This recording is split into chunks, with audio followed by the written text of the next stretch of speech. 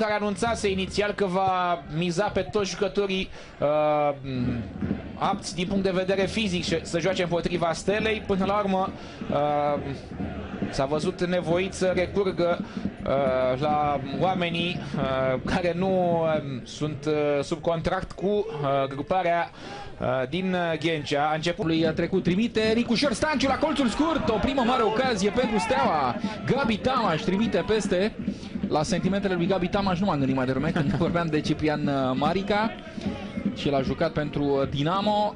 Iată centrarea la colțul scurt și reluarea cu umărul a lui Gabi Tamaș. Cred că terenului pasă pentru Stanciu, șut în blocaj, se cere penalti, Marica e acolo și va fi repunere din careul mic pentru cei de la FC Voluntari. A fost pericol acolo, steliștii au cerut penalti. Da, mingea lovește în mână pe fotbalistul venit să blocheze. Dar Hențu evident, Laurențiu Rus cel care lovește cu mâna, e penalti clar ca lumina zilei. Și-a mărit și suprafața corpului cu acel braț întins foarte mult. S-a văzut Chipciu pentru Mihai Pintili. O minge centrată de Nache, Marica, aici continuă steliștii, o minge întoarsă pentru Stanciu și o nouă șansă pentru Steaua. Mingea este respinsă în corner, frumoase combinațiile roș-albaștrilor. Iată-l pe Marica trimițând spre Chipciu, balonul este întors către Stanciu și cred că Novakovic e cel care deviază balonul în corner. A Stelei, Chipciu este la minge, lansare pentru Gabi Enache, centrează Gabi Enache pentru Marica, mingea este șutată peste poartă de Amrun, o ratare uriașă a lui Iugurta. Amrun a pus în această execuție parcă toată forța de care este capabil. Amrun, iată, probabil rupea plasa aici. A lovit însă cu tibia. Asta a fost marea problemă. Găsi un coleg în care Hamed Kone reușește și este gol! Gol pentru FC Voluntari. Achim reușește să deschidă scorul în minutul 37 al confruntării. Surpriză pe stadionul Dinamo. FC Voluntari conduce pe Steaua. Încă un gol marcat din faze fixe de cei de la FC Voluntari, al 13-lea gol marcat din fază fixă de FC Voluntari. Mai bine de jumătate din reușitele ilfovenilor au venit după aceste faze fixe. Iată-l pe Achim, plasează perfect acest balon din centrarea lui Ahmed Kone și în mod surprinzător Voluntariul conduce Steaua cu 1-0. Părea destul de reținut în celebrarea bucuriei.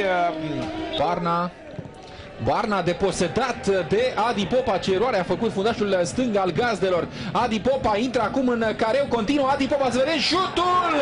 Este gol! Gol pentru Steaua! 1-1. Adi Popa introdus la pauză de Reghekamp pe teren, reușește să aducă egalarea pentru Steaua după o eroare mare însă a lui Barna, care a încercat să-l dribleze pe mijlocașul dreapta al Stelei. Inspirația lui Laurențiu Reghekamp se face simțită din nou.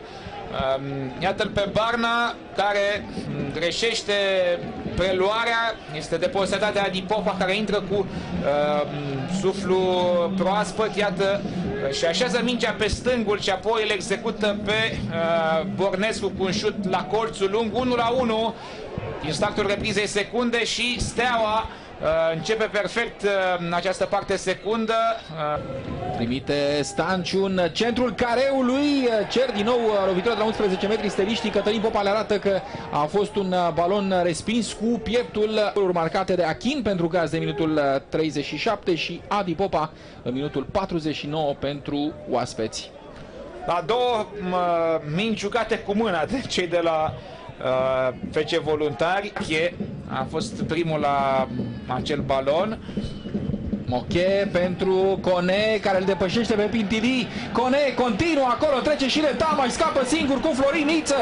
Kone în fața golului. Gol! FC Voluntari. Formidabilă acțiunea lui Hamed Kone. 2-1 pentru trupa lui Ionel Ganea cu un gol marcat în minutul 89. Formidabilă acțiunea lui Hamed Kone, o spun încă o dată, a dat o pasă decisivă la golul marcat de Achim în minutul 37. Acum înscrie, este omul meciului Hamed Kone și din punct de vedere tehnic sunt convins de asta, unul dintre cei mai înzestrați jucători din campionatul României. Nu are CV-ul altora, nu are marketingul altor fotbaliști, dar știe cu adevărat fotbal acest Hamed Kone, cum și-a depășit aici adversarii și cum reușește să-l învingă pe Florin Niță.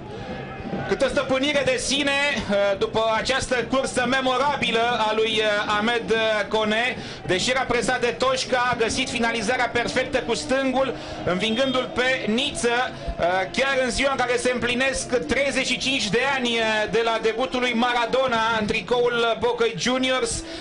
Hamed Kone marchează un gol care practic îl omagiază pe cel mai mare număr 10 din istoria fotbalului. Regecampf după această întâlnire, însă fotbalul se joacă pe teren, nu pe hârtie. Acum Hamed Kone, gol! Dublă Hamed Kone, 3-1 pentru FC Voluntari. E seara lui și trebuie să se bucure de ea. Hamed Kone dă recital contra Stelei, 2 goluri plus o pasă decisivă. Nu știu dacă s-a închis oficial perioada de transferuri, altfel erau toate șansele să facă pasul spre o altă echipă, să zicem Steaua, acest Hamed Kone. Iată-l din nou singur cu Florin Niță, nu greșește nici de această dată și a păstrat luciditatea, trece acolo printre Pintili și Tamaș. Nicio problemă pentru Kone să marcheze. Seară magică pentru decarul celor de la FC Voluntari. Merită acest număr pe tricou Hamed Kone. Iată-l pe Ionel Ganea. E bine că nu s-a aruncat în brațele lui Kone. FC Voluntari se impune cu 3-1 în fața Stelei. Exact același scor cu care Steaua părăsea arena din Ștefan cel Mare și la precedenta vizită în clasicul României cu Dinamo.